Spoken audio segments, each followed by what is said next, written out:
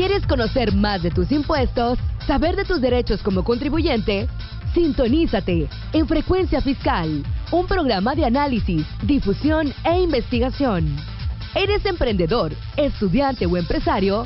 Frecuencia Fiscal es para ti. Te invitamos a ser parte de esta nueva cultura en los impuestos. ¡Comenzamos! Buenas tardes, bienvenidos a su programa Frecuencia Fiscal. Los saluda el contador público Hugo René Ortiz. Les recordamos nuestros datos de contacto, el correo electrónico dudas@frecuenciafiscal.com.mx, la página en Facebook Frecuencia Fiscal. Y bueno, estamos en periodo de declaraciones de personas físicas. Recordemos que el periodo de presentación de la declaración es durante el mes de abril, de acuerdo a lo que marca la disposición fiscal. Sin embargo, la autoridad ya se ha pronunciado y pues prácticamente ha mencionado que se tiene todo el año para presentarla. Nada más aquí hay que tener en cuenta que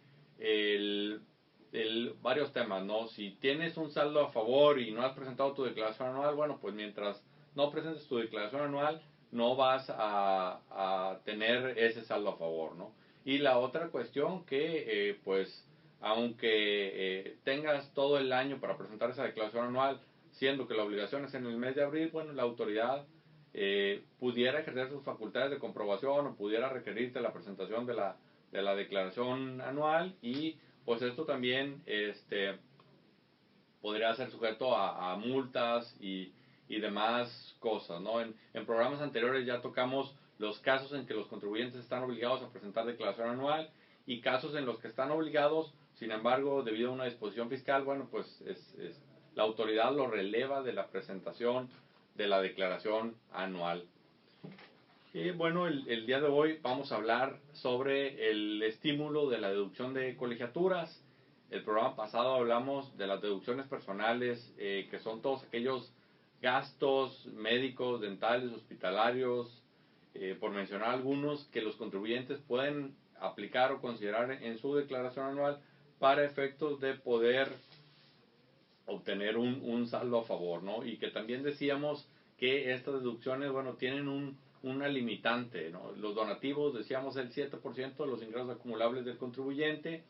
Las deducciones personales como tal, la deducción, el tope de la deducción es alrededor de 137,000 pesos, o la otra limitante o el otro factor es un determinado porcentaje de los ingresos acumulables del contribuyente, ¿no? Entonces, aquí se hace esa comparación y al final del día hay un tope. ¿Este tope qué quiere decir? Bueno, que el monto de los saldos a favor que pueden aspirar los contribuyentes ya está topado, ya no hay como hace un par de años que había saldos a favor de 80, 100,000 pesos. Ya esa situación ya no se da por el hecho de que las deducciones personales están topadas, ¿no?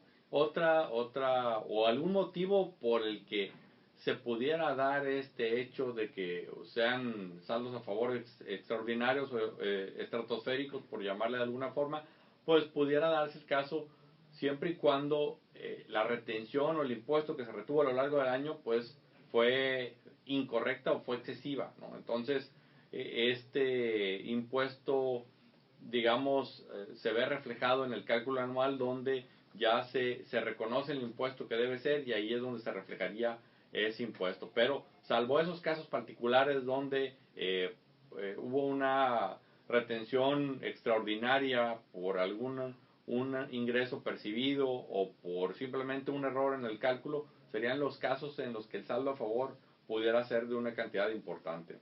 Otro tema que quiero hacer referencia es que hoy en día todavía no se resuelven las inconsistencias que hay en la página del SAT. Recordamos que el programa pasado y el anterior también hicimos mención a que algunas empresas han detectado que la información que el SAT tiene de sus trabajadores no es correcta, y entonces esto implica que los trabajadores, a la hora de presentar su declaración anual, bueno, va a haber ahí una inconsistencia con su información.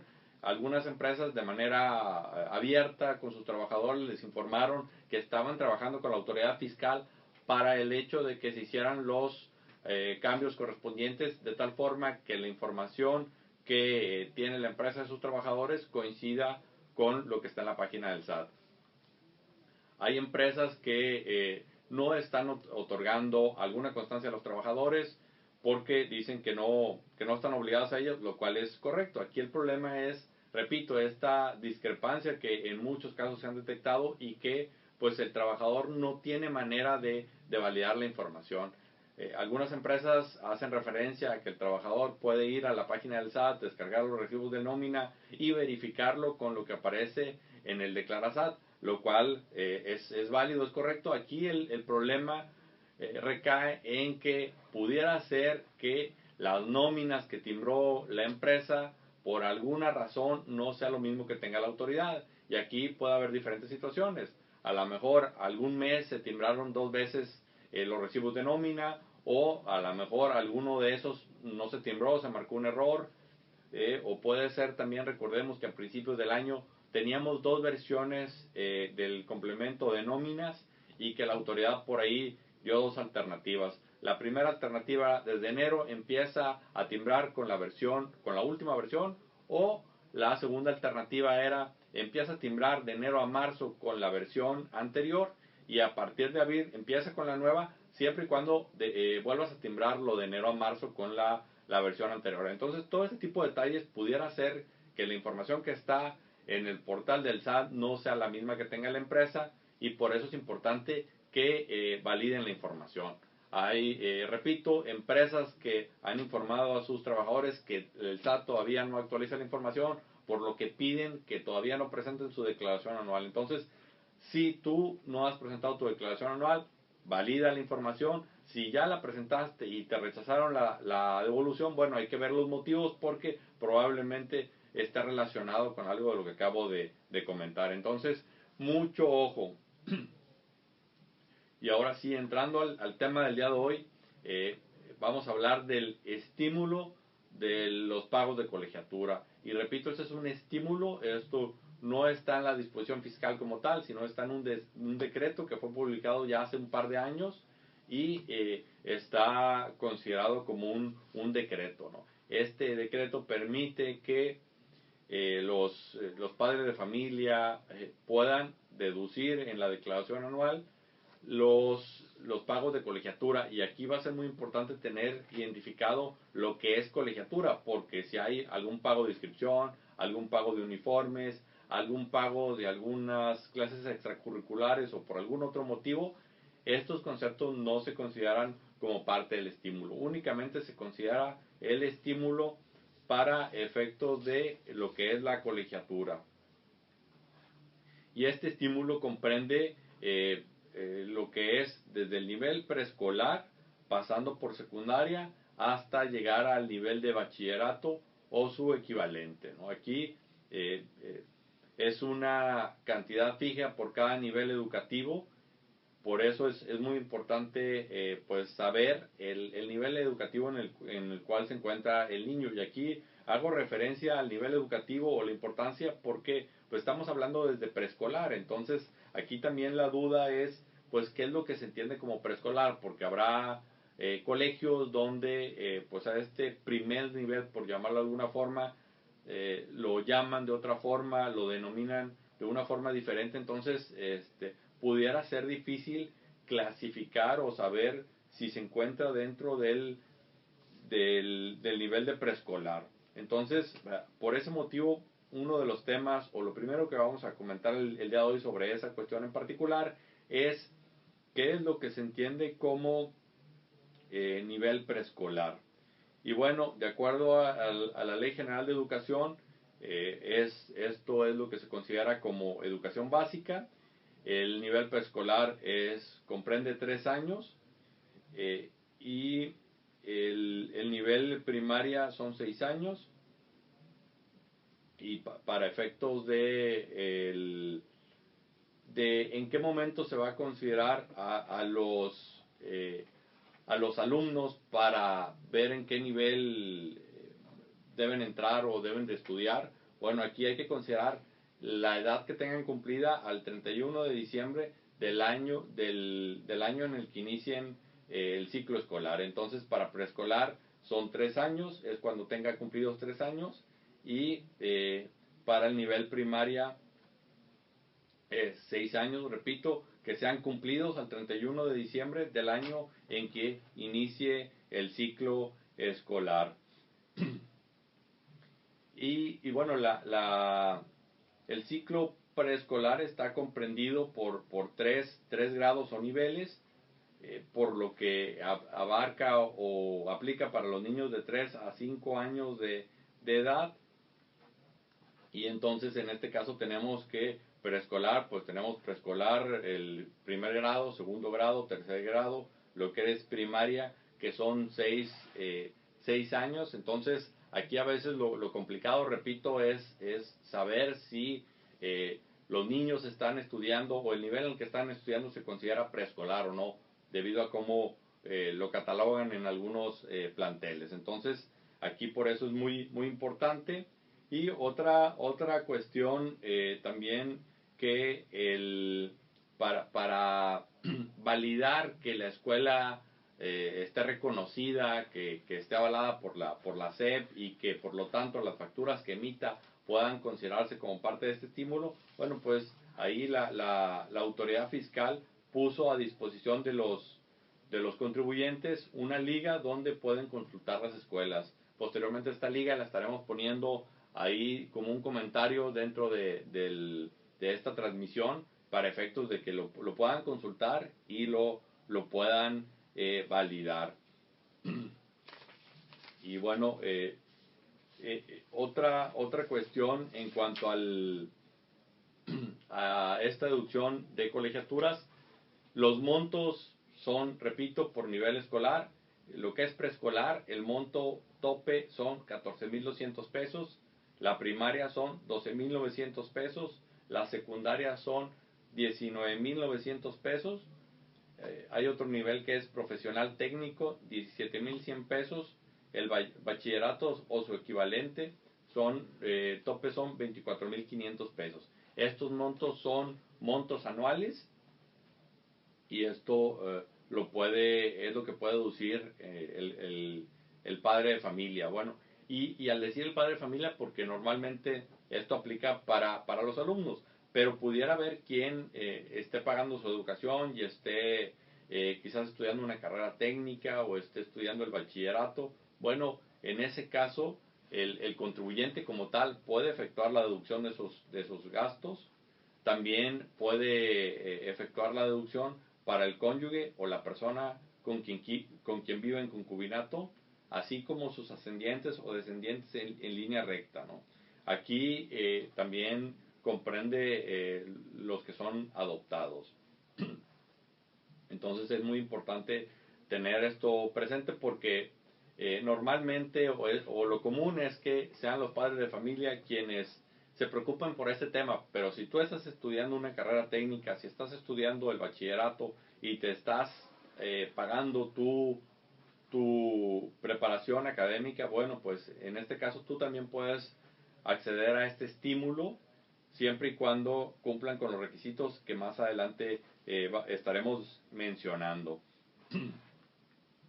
Aquí también es importante ver o considerar la forma de pago en los que se realiza, ¿no? Que aquí la forma de pago debe ser con cheque nominativo del contribuyente, con una traspaso o una transferencia electrónica de fondos, puede ser con tarjeta de crédito, tarjeta de débito o tarjeta de servicios. Entonces aquí prácticamente la forma de pago es algún medio electrónico, que salvo el efectivo, ¿no? El efectivo queda fuera, al igual como lo vimos en algunas deducciones personales. Y como lo hemos visto en otros casos, aquí también es una forma indirecta de fiscalizar a las escuelas. ¿Por qué? Porque pues los padres de familia, con el propósito de aprovechar este estímulo fiscal, van a solicitar primeramente lo que es la factura, y segundo, se van a cerciorar que el pago, la forma de pago que utilicen, sea de acuerdo a lo que marca la disposición fiscal, que repito, puede ser cheque, puede ser una transferencia, puede ser tarjeta de crédito, puede ser tarjeta de débito. ¿Esto qué implica? Bueno, que los recursos al parar en una cuenta bancaria de la institución educativa, para efectos de la autoridad, es mucho más sencillo poder fiscalizar de una forma sencilla a este tipo de instituciones. Entonces, de esta forma, el SAT ya tiene a un número importante de auditores o de revisores de escuelas, porque todos los padres de familia, repito, quieren aprovechar este beneficio y por lo tanto solicitan la factura correspondiente. ¿Sí? Repito, estos pagos deben ser a una institución educativa privada con autorización o reconocimiento de validez oficial. Y también otra cuestión importante que ya comenté, pero la repito, que los pagos únicamente deben corresponder a la enseñanza del alumno, es decir, no deben incluir cuotas deportivas, inscripción, uniformes o algún otro concepto que la institución educativa cobre.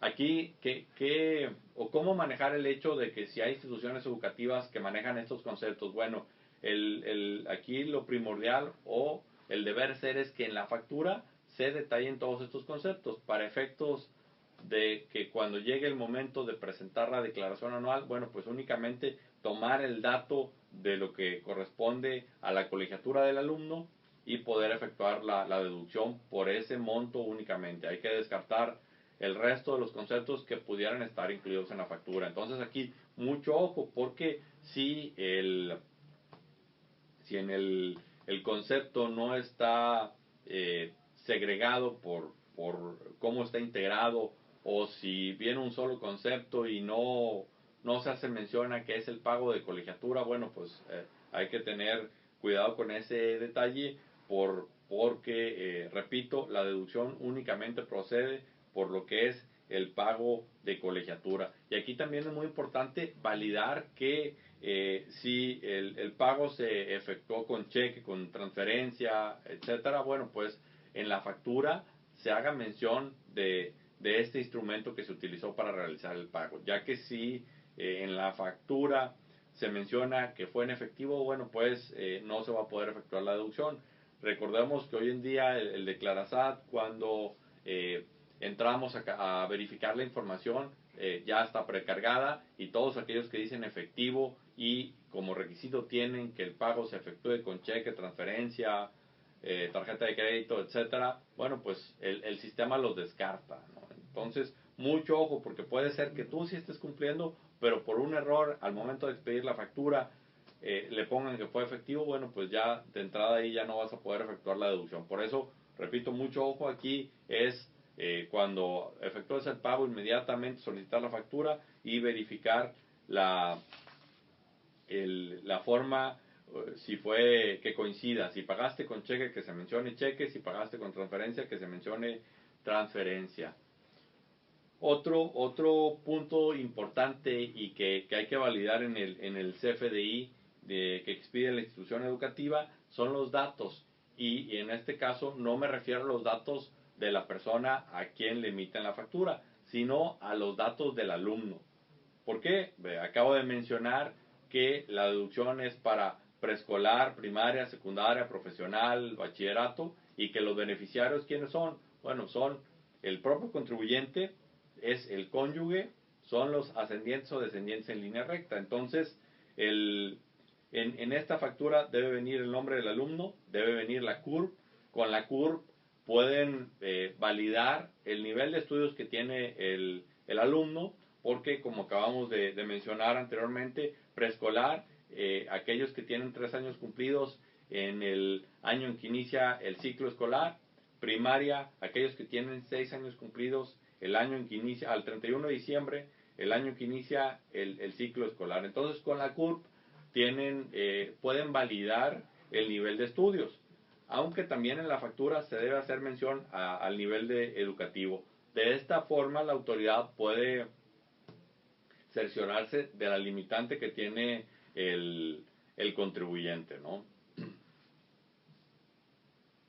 Aquí también es importante recalcar y hacer mención que esta deducción es por contribuyente, es decir, que si digamos el papá y la mamá trabajan y los dos presentan su declaración anual y quizás la colegiatura que estén pagando por la secundaria excede el monto tope, que son 19,900 pesos, bueno, también es factible que el papá pida la factura por algunos de los meses y la mamá pida la factura por otros meses, ¿no? De esta forma, ambos padres de familia aprovechan este beneficio y obtienen la deducción. Aquí nada más es importante destacar la cuestión que si la factura sale al nombre del papá, bueno, el papá es quien tiene que hacer el pago, es decir, debe salir el dinero de una cuenta de él, ya sea transferencia electrónica, cheque, tarjeta de crédito, etcétera. Si la deducción la está realizando la mamá, entonces el pago debe salir de una cuenta de la mamá. Y repito, es con cheque, transferencia, tarjeta de crédito, tarjeta de débito, etcétera. Entonces, mucho ojo porque hay quienes, con el fin de aprovechar esta deducción, pues sí, piden la factura unos meses a nombre de la mamá, otros meses a nombre del papá, pero el pago no lo realizan cumpliendo estos requisitos, ya que si quizás todo el año lo pagó el papá y las facturas salen unos meses a nombre del papá y otros meses a nombre de la mamá. Entonces, mucho ojo, hay que tener mucho cuidado con esta situación porque digamos que en este caso, aunque en el fondo se esté pagando la colegiatura, la forma en cómo se hace el pago de la colegiatura es muy importante y esta es la condicionante principal para efectos de poder efectuar la deducción. Entonces, repito, la deducción de colegiaturas abarca desde el nivel preescolar hasta el nivel de bachillerato equivalente. El nivel preescolar está topado a una deducción anual de 14,200 pesos. El nivel primaria está topado a una deducción de 12,900 pesos. La secundaria está topada a un nivel de 19,900 pesos. El profesional técnico, 17,100 pesos. Y el bachillerato o su equivalente a 24,500 pesos. Las cantidades que acabo de mencionar son correctas. Quizás alguno de nuestros escuchas por ahí se percató que en preescolar el tope son 14,200 pesos. En primaria es una cantidad menor, 12,900 pesos. Y bueno, pues sabemos que la educación conforme va avanzando de nivel es más cara. Entonces aquí un grado mayor de educación, que es la primaria, tenga una limitante menor que el nivel inferior, bueno, no suena congruente. Sin embargo, repito, así está establecida la disposición fiscal. Y bueno, nada más otro tema que quiero compartir el día de hoy es referente a todos aquellos contribuyentes que tienen inversiones en el extranjero, ya sea una cuenta de ahorros que produce intereses o a lo mejor algunos instrumentos de inversión en el extranjero. Hay que recordar que no por el hecho que estén en el extranjero no los vamos a incluir en la declaración anual. Recordemos que en México el principio de pago de impuestos es un principio de renta mensual, es decir, no importa de dónde provenga la renta o los ingresos que estás obteniendo, por el hecho de ser un ciudadano mexicano que tengas tu residencia fiscal en México, debes de pagar impuestos sobre la renta mundial. Entonces, en este caso, si tienes inversiones en el extranjero, hay que considerar los intereses que se generaron y en este caso también la fluctuación cambiaria. Aquí mucho ojo, como ya lo hemos mencionado en programas anteriores, quienes están en esta situación que tienen inversiones en el extranjero, la autoridad por ahí publica un factor que lo publica en la resolución miscelánea y con este factor te dice, viene una mecánica más sencilla que prácticamente es el saldo final que tienes al 31 de diciembre, lo multiplicas por este factor y de esta forma determinas los intereses o el monto que vas a acumular. Bueno, para este año el factor es 0.00. Que en pocas palabras, ¿qué nos está diciendo? Bueno, que no hay nada que acumular. Es decir, que si tengo interés en el extranjero, no los tengo que acumular. Pero aquí es importante tener presente que la mecánica que establece en ley es calcular, digamos, lo que es o comparar el ajuste anual por inflación contra el monto de los intereses ganados y la fluctuación cambiaria.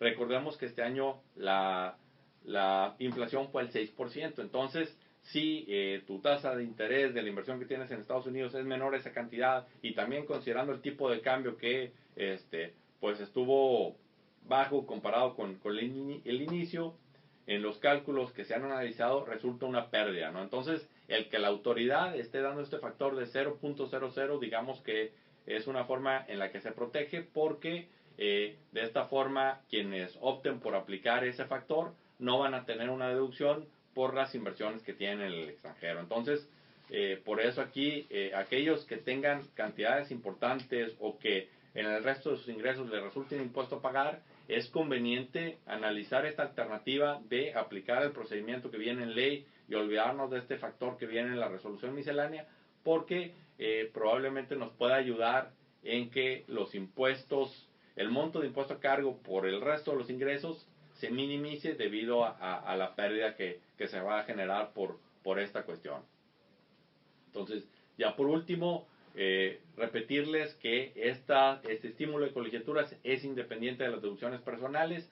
Si tienen alguna duda o comentario, por ahí está la liga a los videos en YouTube y en Facebook de deducciones personales. En el transcurso del día de hoy vamos a publicar un GIF con esta información, entonces, para que estén al pendiente. Se despide el Contador Público, Hugo René Ortiz. Que tengan una excelente tarde. Hasta la próxima. Esto fue Frecuencia Fiscal. Te invitamos a seguirnos sintonizando todos los viernes de 2 a 2:30 de la tarde.